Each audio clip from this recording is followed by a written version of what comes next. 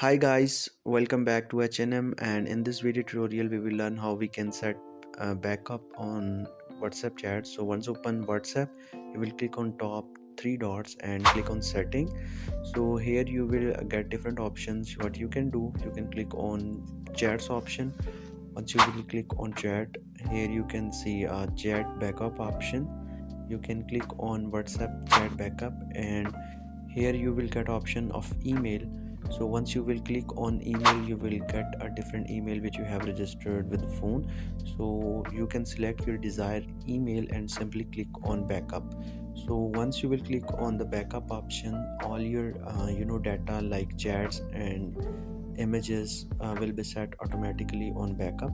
So in this way you can back up all your previous conversation or history which you want to. So there's an option of automatic backup as well. You can click on monthly basis or weekly basis.